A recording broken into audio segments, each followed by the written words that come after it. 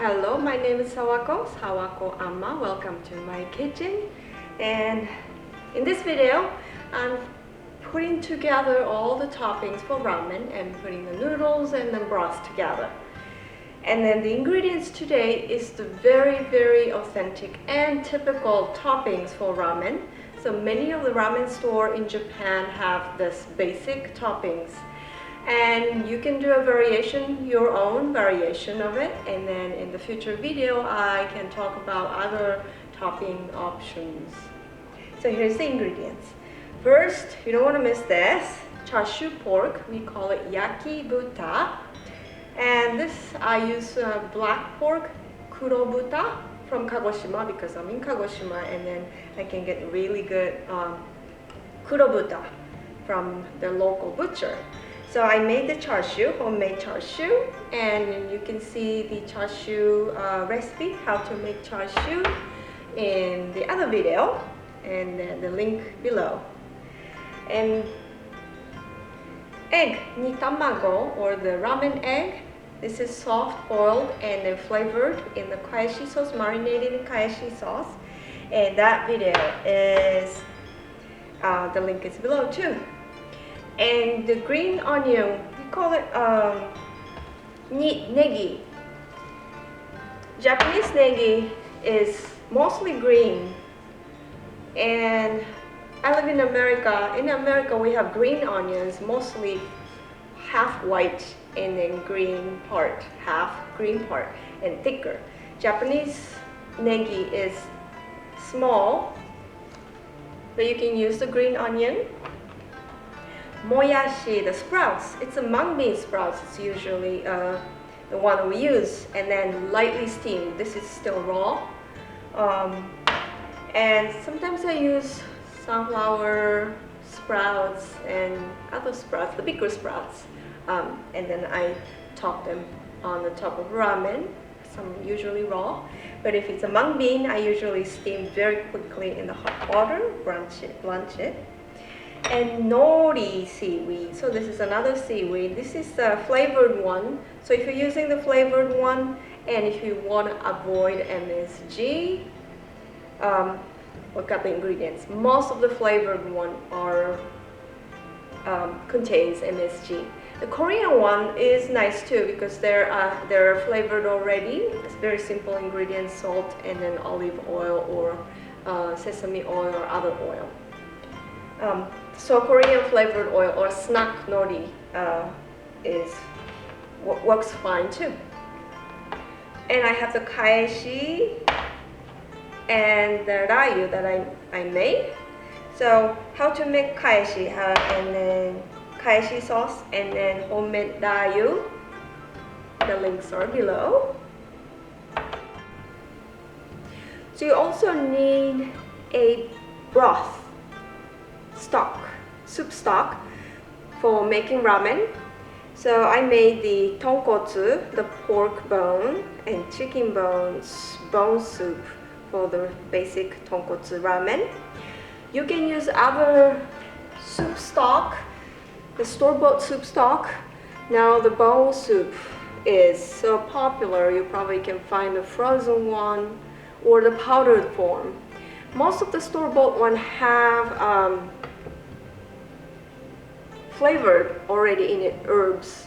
So just check the ingredients and then get the most basic one for your ramen if you want to skip the process of making bone stock. Now I'm showing how to chop the green onion.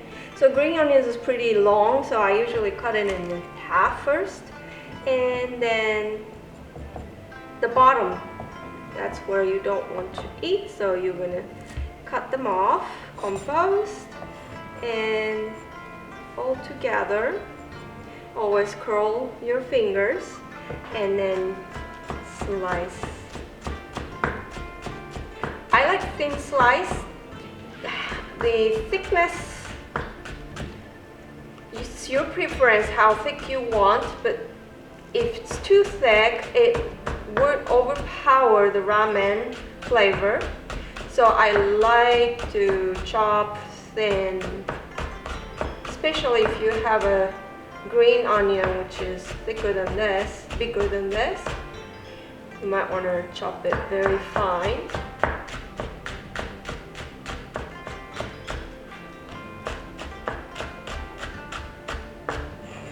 So green onions, once you chop the green onions, you can freeze them, so you can store it in the freezer for a long time. And then whenever you need the green onion, it's already chopped and ready to go. And also, chashu pork, yakibuta, this you can freeze too.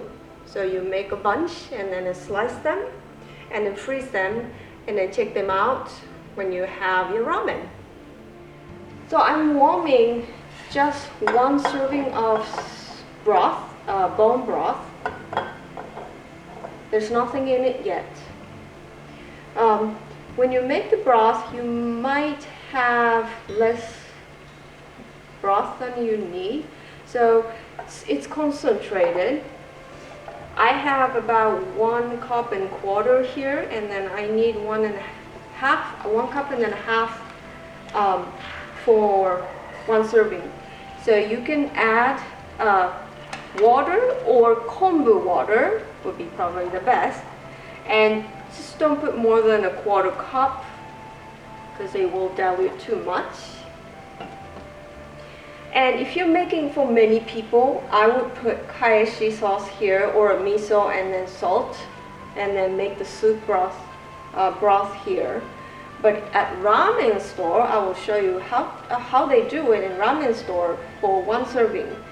So you need to have very hot, boiling, because they like to serve very hot. In America, when I go to ramen store, it's not hot. Maybe they don't want to serve too hot and then burn customers' tongue. So here's how to cook the noodle. You take time and labor and then made a really good noodle, but if you don't know how to cook it right, it's gonna destroy everything. So usually in ramen store they have the strainer like this. If you don't have it, just don't worry about it. You can use just regular sheaves or the colander. This is easier. So what you do is, here is the hook. You need to have a lot of boiling water. And the water has to be boiling hard.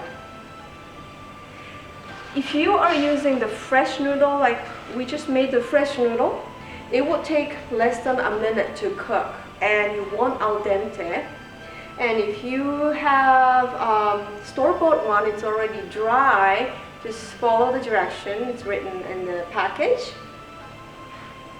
And I will talk about the alternatives for the wheat noodle, because there are so many gluten-free people or vegan people. So I will do in the future video, I can do a vegan noodle, and I'll talk about the gluten-free, and also when you cannot get the ramen noodle in your city, I will show you the trick to make the pasta noodle into ramen noodle. Now the hot water is ready, and get a chopstick ready. And you're gonna put a noodle right here, swish a little bit, and count.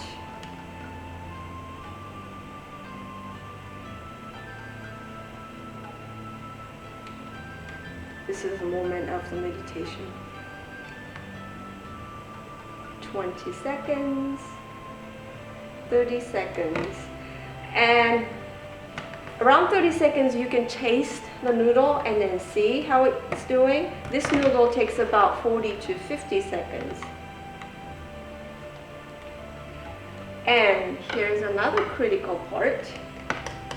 When it's done, do it one by one. You don't want to put 4 or 5 servings at the same time in the pot like pasta. This is ramen, you do one at a time. Here you have to drain the water really, very good. At the ramen store, they go to the floor, but now I don't want to make a mess, so here it is. And I'm gonna take it to the soup. Now let's put everything together. Rayu. If you want garlicky ramen, just put a lot of rayu, not the oil part, but the chunky part. And here's the kaishi. For one serving, you probably need about 1 tablespoon to 2 tablespoons. It depends on how you like it. And very hot soup. And in the ramen store, they usually keep the container very hot too.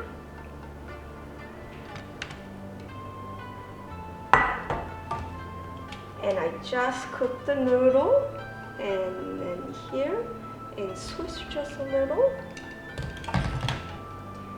And I have raw today, but you can steam very lightly. And char siu, pork,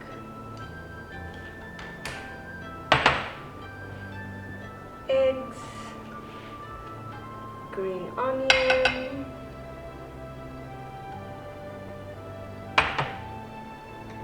and nori. This is the very basic. You go. Another thing you can add for spice for ramen is black pepper. You can add it because my ramen recipe didn't call any spiciness. And then rayu that we made, the flavored oil, usually a spicy oil. If you buy it at the store, it's red and it's spicy. It's almost like a hot chili sauce. So you can add that. If you're making a homemade one that with my recipe, there's no spiciness at all. So you can do a sriracha sauce or chili pepper if you like the spicy for ramen. Now everything's ready and ready to eat. So before we eat, all Japanese people do this blessings. So hands together in front of the chest and we say itadakimasu, itadakimasu, which means receiving food with respect and gratitude. We're actually receiving life. You take all the life from the animals and then vegetables to sustain your body. So, itadakimasu. Enjoy your ramen. So when you're making your own ramen, and with my recipe, and I didn't include this one ingredients in the ramen recipe, which most of the ramen shop add, which is the MSG. It's a white magic powder. So if you're eating this recipe ramen and if you feel like your taste bud says something's missing, that's MSG case probably, that your feels like something's missing taste. So when I go to a ramen store, anywhere, almost anywhere actually, so they prep everything in front of you, you can see, and then they will add a heaping spoon of white powder into your ramen, and that's MSG. And then I don't like MSG, so my recipe doesn't call any MSG. But if you make really good bone broth, you won't need it. Enjoy your ramen.